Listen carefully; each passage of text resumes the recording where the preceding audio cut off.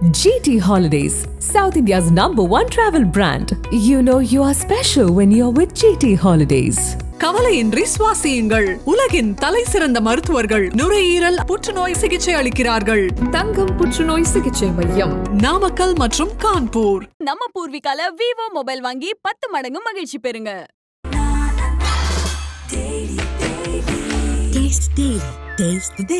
சுந்தராஜன் காசு கொடுத்து நீ முதல்ல போ, ஒரே நேரத்தில் இறம் போக வேண்டாம்னு சொல்லி முதல்ல பாக்கியராஜ் சார் அனுப்புறாரு.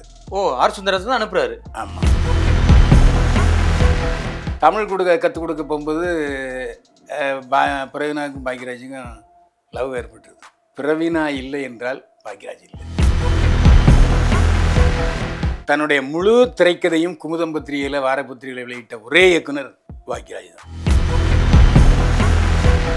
அதாவது புது கதாநாயகிகளை ட்ரைனிங் கொடுக்குறதுல கில்லாடி அவர். முந்தான முடிச்சிலெல்லாம் அந்த மாதிரி தமிழே பேசுகிறது. ஊர்வசி மண்டையில் நங்குன்னு கொட்டிலாம் சொல்லி கொடுப்பார். வழக்கமாக ஏவிஎம் படத்துக்கு சரணம் சார் வருவார். அன்பேவால் எம்ஜிஆர் படத்துக்கே அவர் சிம்லா போனார். ஆனால் ஒரு நாள் கூட முந்தான முடிச்சில் ஏவிஎம் சரணம் சார் அங்கே ஷூட்டிங் ஸ்பாட்டுக்கு வந்ததே கிடையாது. அந்த பாட்டு சில்க் போட்டால் இன்னும் நல்லா தான் இருந்திருக்கும். ஆனால் அந்த கிரெடிட்டு சில்க் ஸ்மித் அது போகக்கூடாது. அது வரலனா கூட 3 நாள் போட்டு எடுத்தார்.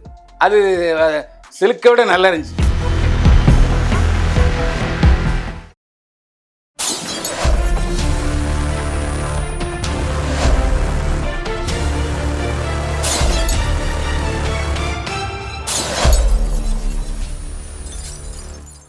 கிங் டிவி நேயர்களுக்கு வணக்கம். இன்றைய சிறப்பு நேர்காணலில் நம்மோடு இணைந்திருப்பவர் மூத்த நடிகர், மூத்த பத்திரிகையாளர் திரு பைல்வான் ரங்கநாதன் அவர்கள். சார் வணக்கம். வணக்கம். என்னை வாழ வைத்துக் கொண்டிருக்கும் யூடியூப் சேனல் நேயர்களுக்கு நன்றியும் வணக்கமும். இன்னைக்கு ஒரு முக்கியமான ஒரு நடிகரை பற்றி நம்ம பார்க்க போகிறோம். அதாவது இயக்குனர், வசனகர்த்தா, பத்திரிகையாளர் மற்றும் எழுத்தாளர் திரு கே பாக்கியராஜ் அவர்களை பற்றி தான் இன்னைக்கு பார்க்க போகிறோம். உங்களுடைய குருநாதர் வேற.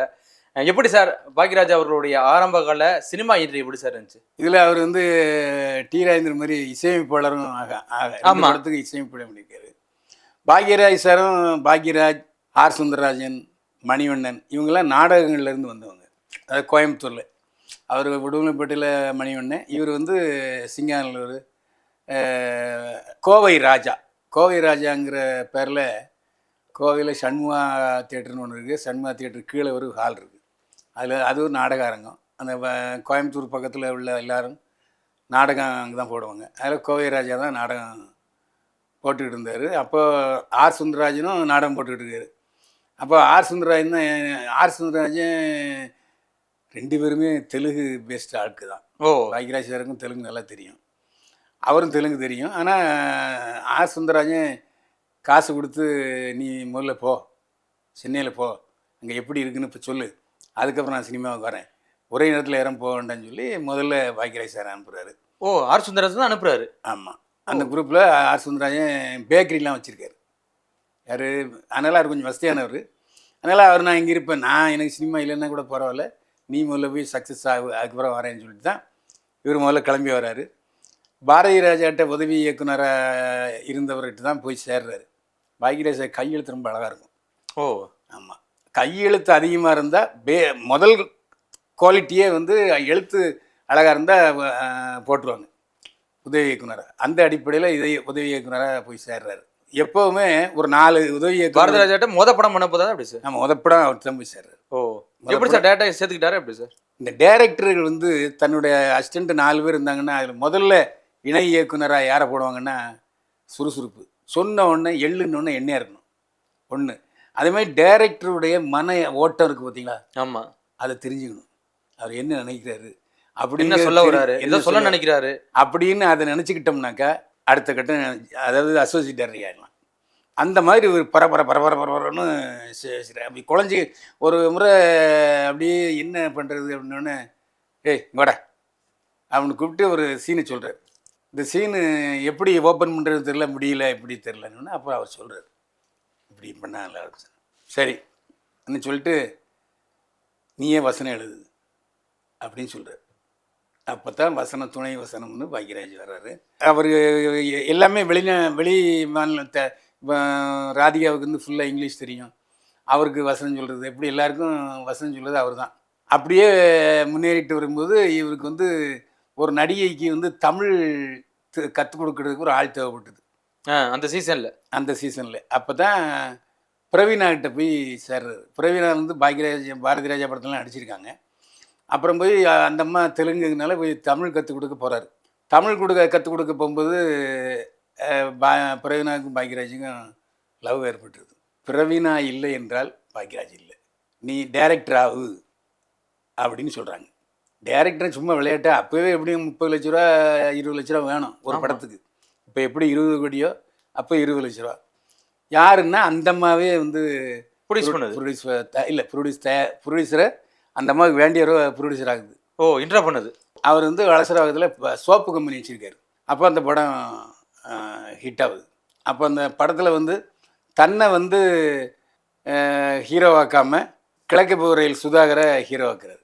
இவரை செகண்ட் ஹீரோ வச்சுக்கிறாரு. அப்புறம் அங்கே ஒரே ட்ரையல் பார்க்குறாரு. ஆமாம், நம்ம நடிக்க வேண்டாம் அப்படின்னு. அப்பவும் பாருங்க, அதில் கில்லாடித்தனமா முதல் படம் ஹீரோயின் பூஸ். நீங்கள் சொல்கிறது வந்து சூரியலா சித்திரம். ஆமாம், அது வந்து ஹீரோயின் வந்து புது ஹீரோயின் போடுறாரு. அப்படி ஒரு விஷய பரீட்சைக்கு தயாராக வர்றாரு. ரஸ்காக எடுத்துக்கிறாரு. படம் சூப்பர் ஹிட்டு. புதிய அதாவது நல்ல அருமையான கிழக்கு கோயில் ரயில் கதாநாயகன்.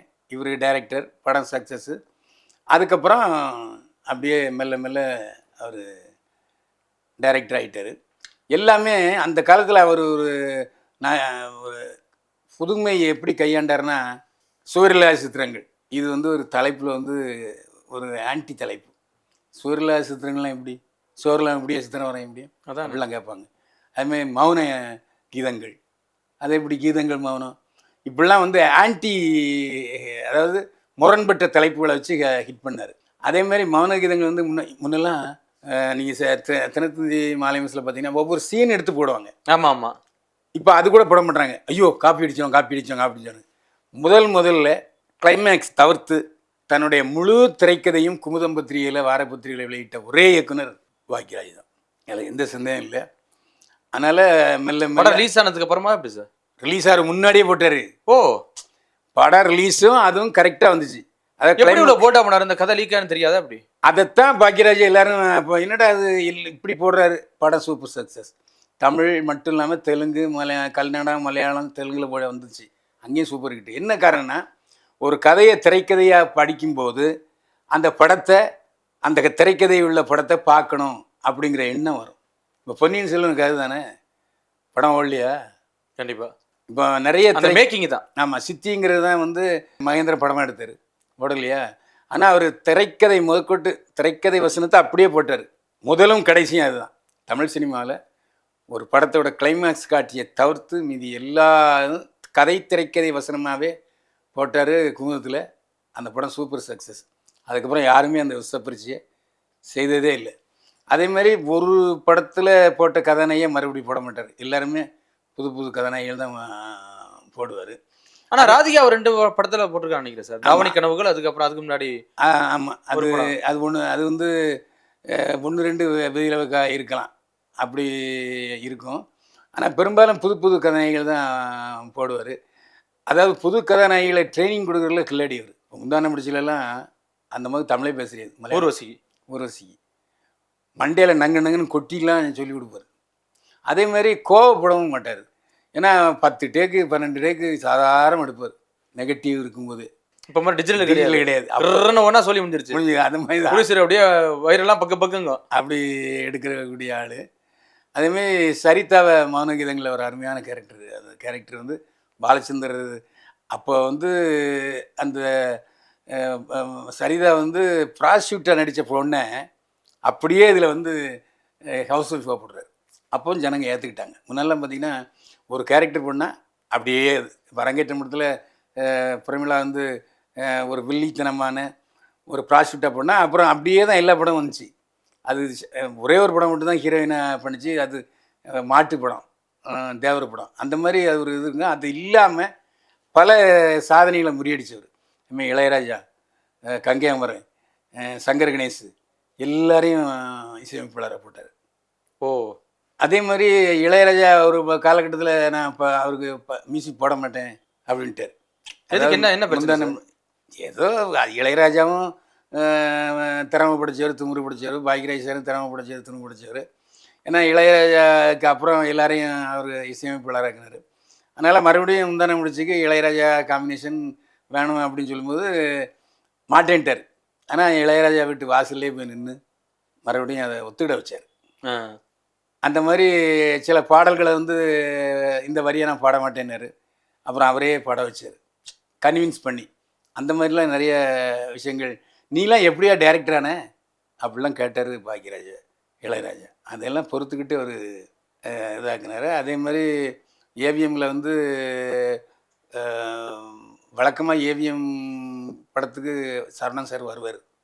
அன்பேவால எம்ஜிஆர் படத்துக்கே அவர் சிம்லா போனார். ஆனால் ஒரு நாள் கூட முந்தானை முடிச்சில் ஏவிஎம் சரவணன் சார் அங்கே ஷூட்டிங் ஸ்பாட்டுக்கு வந்ததே கிடையாது. ஏன், என்ன காரணம்? அவருடைய படைப்புத்தன்மையை எது நம்பிக்கை, அவர் மேலே வச்சு தான் நம்பிக்கை. ஃபஸ்ட்டு பிரிண்ட் பேசிஸ்லாம் செஞ்சார் நினைக்கிறேன். அதே மாதிரி 3 பாட்டு வந்து ஏவிஎம்எல் எடுத்தார். அப்போ மட்டும் வந்து பார்த்துருப்பாரு நினைக்கிறேன். நான் பாட்டு சீனுக்கு நான் போனதில்லை. அந்த மாதிரி ஒரு அந்த காலகட்டத்தில் வந்து பார்த்தீங்கன்னா சார், சில்க் வந்து ரொம்ப பீக்கில் இருக்காங்க.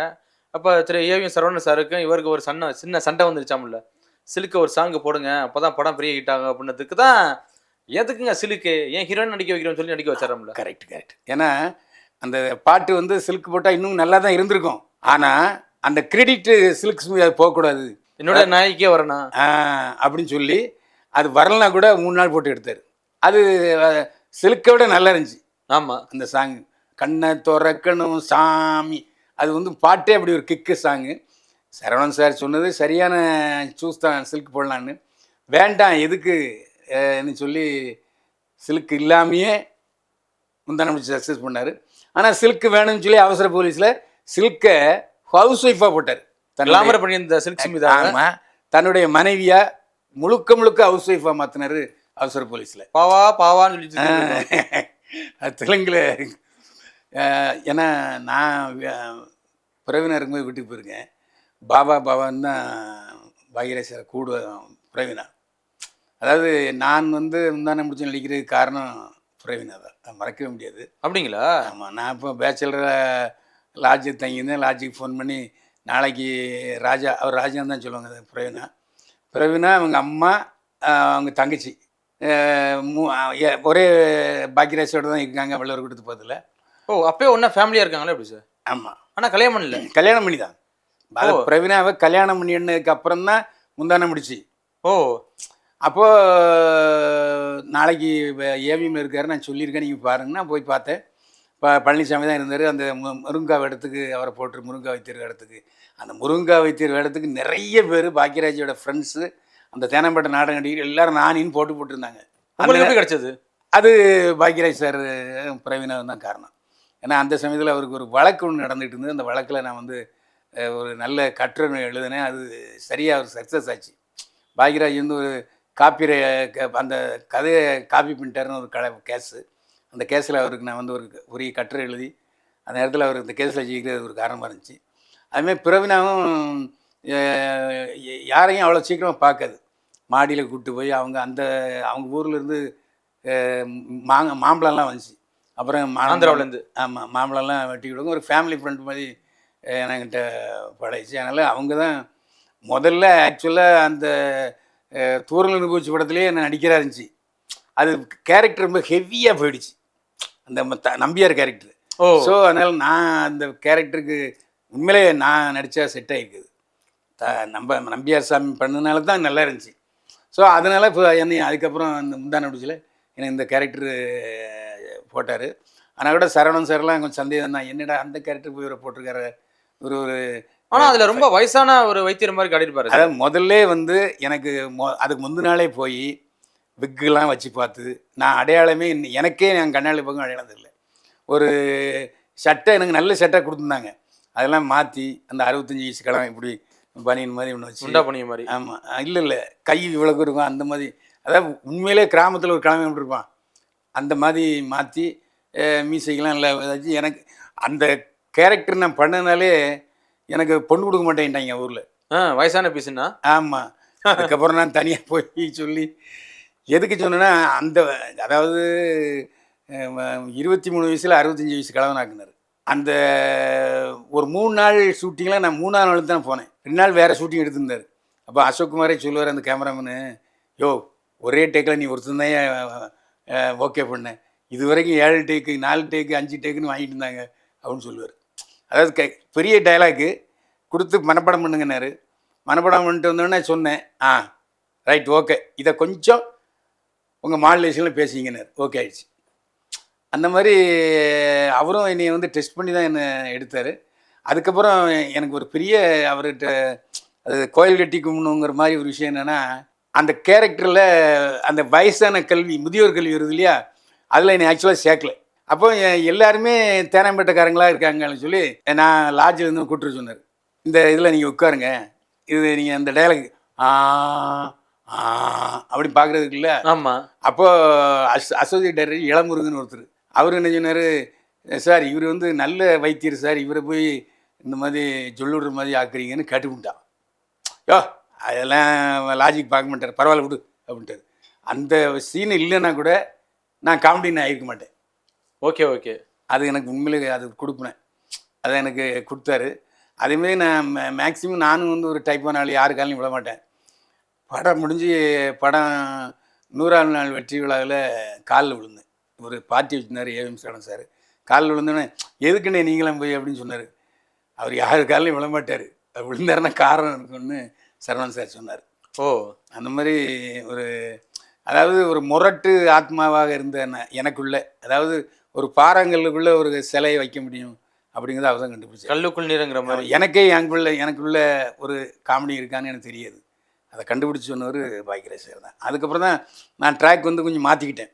ஃபைட்ரு காமெடிங்கிறது அப்படியே காமெடியாக கவுண்டர் பண்ணி வடிவேலோட போனதுக்கு காரணம் அதுதான். பேஸ் வந்து அவர் பாக்கியராஜ் சார் தான். ஆமாம், அதை முழுக்க மாற்றினது எப்படின்னா, நம்ம கலைப்புலி சேகரன் சார் இருக்கார்ல, அவர் ஊரை தெரிஞ்சுக்கிட்டேன்னு ஒரு படம் பண்ணார். அப்போ வந்து ஒரு ஃபைட்டு சீன் வரும், அந்த ஃபைட்டு சீனுக்கு என்ன பயன்படுத்தினார், ஜாக்கி சான் படத்தில் ஒரு ஃபைட்டு சீனுக்கு. அப்போ அது ஒரு காமெடியாச்சு. அதுக்கப்புறம் தர்மதுரையில் அப்படியே ஒரு ரீல் ஃபுல்லாக நானும் ரஜினிகாந்த் சேசிங்கி, ஃபைட்டிங் கிடையாது, தொடாமே சண்டை. ஆமாம். அப்போ அதுக்கு காரணம் பாக்கியராஜ் சார் தான். அதனால் அதுக்கப்புறம் அதுக்கு நான் சினிமா சோகத்தை சாப்பிட்டுக்கிட்டு இருக்கேன்னு சொன்னால் அதுக்கு முழு காரணம் அவர் தான். அப்புறம் முதல் மணிக்கு எப்படி சார் பிரிஞ்சார்? பிரியலை, அது வந்து முந்தான முடிச்சு டைம் போதே பூர்ணிமாவுக்கும் அவருக்கும் லிங்க் ஏற்பட்டுருச்சு. இல்லை, முந்தான முடிச்சில் வந்து அந்த ஃபோட்டோவில் ஒரு நடிப்பாங்களே, ஒரு சீன் வரும். ஆமாம், அந்த குழந்தைக்கு அம்மாவா, அந்த இது வரும்போதே கொஞ்சம் லிங்க் ஆச்சு. அதுக்கப்புறம் டார்லிங்கில் 2 பேருமே லிவிங் டுகெதர் ரேஞ்சுக்கு வந்துருச்சு. அதனால தான் பாக்கியராஜ் அந்த பிரவீனாவுக்கு வந்து உடம்பு சரியில்லாமல் போச்சு, மன உளைச்சல் ஆகிடுச்சு, மஞ்சக்காமலை வந்து இறந்து போச்சு. அது அந்த சமயத்தில் வேறு மாதிரி கிறிஸ்துலாம் வந்துச்சு. ஆமாம். ஆனால் முதல்வர் எம்ஜிஆர், அதனால் பிரச்சனை இல்லை. அதுக்கப்புறம் முதல்வர் எம்ஜிஆர் தான் பூர்ணிமாவுக்கும் பாக்கியராஜ் சாருக்கும் தாலி எடுத்து கொடுத்து திருமணத்தை நடத்தி வச்சார். ஆமாம். அதுக்கப்புறம் பார்த்தீங்கன்னா வரிசையாக படங்கள் பெரிய ஹிட் அடிக்க ஆரம்பிச்சது. அந்த 7 நாட்கள் இந்த படமெல்லாம் பார்த்தீங்கன்னா ரொம்ப ஒரு மலையாள பாஷை கலந்து வரும் சார். அதெல்லாம் எப்படி சார்? அதாவது தமிழ் சினிமாவில் வந்து குடும்ப படங்கள்னு சொன்னால் கேஎஸ் கோபாலகிருஷ்ணன் தான். அதிகமான வெரைட்டிஸ் வேறு இதில் குடும்ப படங்கள் கொடுத்துருந்தா அவர் தான் கொடுத்தார். சித்தி வரைக்கும் அதில் கற்பகம் வந்து எல்லாம் வந்து நல்லா கொடுத்துருந்தார். அதுக்கப்புறம் கேஎஸ் கோபாலகிருஷ்ணன் ப்ளஸ் ஸ்ரீதர் பார்த்தீங்கன்னா பாக்கியராஜ் சார் தான். ஓ, அதாவது பெண்கள் இந்த பக்கம் ரஜினி, இந்த பக்கம் கமல், 2 பேரும் ஆக்ஷன் ஹீரோஸ். இந்த 2 பேருடைய படங்களையும் ஓவர் டேக் பண்ண வசூல் யாருன்னா பாக்கியராஜ் சார் தான். ஆமாம். அது ஏவிஎம் வந்து இந்த பக்கம் ரஜினி வச்சு படம் எடுத்துகிட்டு இருக்காங்க, இந்த பக்கம் கமல்ஹாசன் வச்சு படம் எடுத்துருக்காங்க. நடுவில் முந்தானம் முடிச்சு அடி தூள் பறத்துச்சு. முந்தானம் முடிச்சு 100ஆவது நாளில் புரட்சியில் முதல்வர் எம்ஜிஆர் தான் ஷீல்டு கொடுக்காரு. அப்போ அவர் சொன்னார், நம்ம பையன் பார்த்துங்கன்னாரு உங்களை. நான் வேலை செய்யணும்ல, அவர் தான் சொன்னார் நீ நடிகாவன்னாரு. அது கோவத்தில் சொன்னாரா என்னங்கிறது தெரியாது, அப்படி சொன்னார். அது நிஜமான காமிச்சது கலை வாரிசு பாக்கியராஜ் தான். எம்ஜிஆர் தான் தன்னுடைய கலை வாரிசு, அரசியல் வாரிசுன்னு சொல்லலை, கலை வாரிசுன்னு சொன்னார் பாக்கியராஜ் சார். அப்போ எனக்கு என்னடா இவர் பாக்கியராஜ் சாரை போய் எம்ஜிஆர் கலை வாரிசுங்கிறாரு, அவர் ஒரு ஆக்ஷன் ஹீரோவாச்சே அப்படின்னும் போது நானாக யோசனை பண்ணி ஆராய்ச்சியில் கிடைச்ச என்ன தெரியுமா, எம்ஜிஆருக்கு நடிக்க தெரியாது. எல்லா படத்துலையும் வாழ்ந்திருப்பார். Okay okay, ஒரிஜினலாகவே வாழ்ந்துருவார். ஆமாம், நடிக்க தெரியாது, அழுகிற காட்சியில் பண்ண மாட்டார். என்ன ஃபைட்டு நிறைய பேருக்கு தெரியாத நல்லா ஃபைட் பண்ணுவார். ஆனால் 7 நாள் ஷூட் பண்ணுவார், ஒரே ஒரு நாள் வந்து டூப் போட்டு எடுத்து மேட்ச் பண்ணிட்டு போயிடுவார். இதே பேட்டர்ன் தான் பாக்கியராஜ் சார். டூப் போடுறத அருமையாக மேட்ச் பண்ணுவார் பாக்கியராஜ் சார். முதல்ல இந்த டூப் போட்டு ஷார்ட் எடுத்துடுவார், எங்கெங்கே க்ளோஸ்அப் வைக்கணும் அப்படின்னு எடுப்பார். இதே டெக்னிக் தான் புரட்சியில் MGR.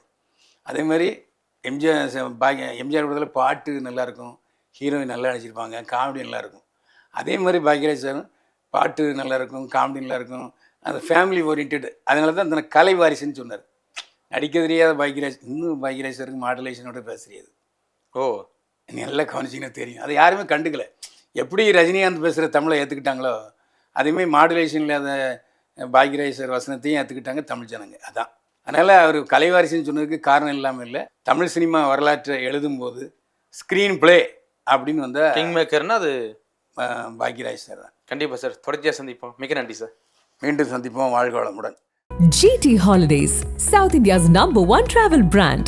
You know you are special when you're with GT Holidays. கவலையின்றி சுவாசியுங்கள். உலகின் தலை சிறந்த மருத்துவர்கள் நுரையீரல் புற்றுநோய் சிகிச்சை அளிக்கிறார்கள். தங்கம் புற்றுநோய் சிகிச்சை மையம், நாமக்கல் மற்றும் கான்பூர். நம்ம பூர்விகால விவோ மொபைல் வாங்கி 10 மடங்கு மகிழ்ச்சி பெறுங்க. Taste the Daily.